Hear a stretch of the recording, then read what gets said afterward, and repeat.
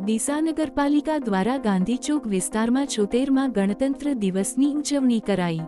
નગરપાલિકા પ્રમુખ નીતાબેન નિલેશભાઈ ઠક્કરના હસ્તે ધ્વજવંદન કરવામાં આવ્યું। ડીસા મહારાણા પ્રતાપ હાઈસ્કૂલ ખાતે શિક્ષક સમિતિના ચેરમેન ભારતીબેન ભરતભાઈ પટેલના હસ્તે ધ્વજવંદન કરવામાં આવ્યું। ડીસા નગરપાલિકાના ચૂંટાયેલા સભ્યો સહિત મોટી સંખ્યામાં આગેવાનો ઉપસ્થિત રહીને ત્રિરંગાને સલામી આપી 76મા ગણતંત્ર દિવસની ઉજવણી કરાઈ। સમગ્ર ડીસા શહેરમાં દેશભક્તિના માહોલ છવાયો। અહેવાલ દરગાજી સુદેશા વંદે માતરમ। આજના 76મા ગણતંત્ર દિન નિમિત્તે ધ્વજવંદન કાર્યક્રમમાં ઉપસ્થિત નગરના સન્માનીય નગરજનો, નગરપાલિકાના સદસ્યશ્રીઓ, પત્રકાર મિત્રો, કર્મચારી મિત્રો તેમજ ઉપસ્થિત ભાઈઓ, બહેનો અને વાલા બાળકોનું હું હાર્દિક સ્વાગત કરું છું। આપ સૌને 76મા ગણતંત્ર દિનની ખૂબ ખૂબ શુભકામનાઓ પાઠવું છું।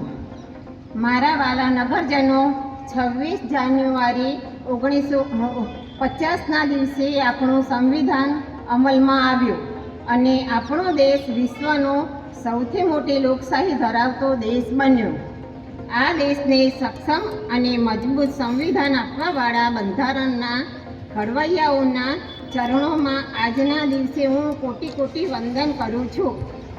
આજના દિવસે મને જણાવતા વિશેષ આનંદ થાય છે કે ડીસાના નગરજનોની સુખાકારી અને ડીસા નગરનો વિકાસ દિન પ્રતિદિન વધે તે માટે ડીસા નગરપાલિકાના દ્વારા આગામી સમયમાં અનેક કામોનું આયોજન કરવામાં આવેલ છે, જેવા કે ₹3.28 કરોડના ખર્ચે ભારત માતા ગાર્ડનનું ખાતમુહૂર્ત કરી દેવામાં આવેલ છે।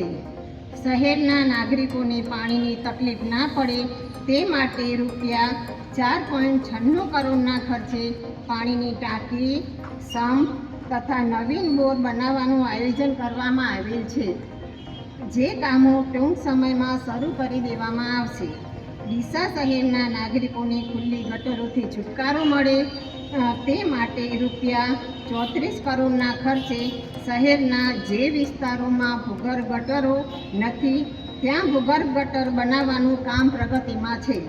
ડીસા શહેરના મુખ્ય માર્ગોનું નવીનીકરણ અને વિવિધ સોસાયટીમાં સીસી રોડ અને પેવર બ્લોકના અંદાજે ₹11 કરોડના કામોને મંજૂરી આપી દેવામાં આવેલ છે, જે કામો ટૂંક સમયમાં શરૂ થઈ જશે।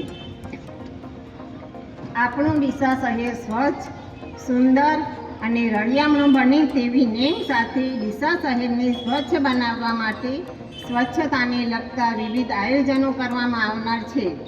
આપ સૌ શહેરના નાગરિકોને રોડ, રસ્તા, પાણી, લાઇટ અને સફાઈ જેવી પાયાની સેવાઓ સારી ગુણવત્તાયુક્ત અને ઝડપથી મળી રહે તે માટે અમે સૌ સદાય પ્રયત્નશીલ રહીશું। ફરીથી આપ સૌને 76મા ગણતંત્ર દિનની ખૂબ ખૂબ શુભકામના પાઠવું છું। ભારત માતા કી જય, વંદે માતરમ। જય જય ગરવી ગુજરાત, જય જય ગરવી ગુજરાત।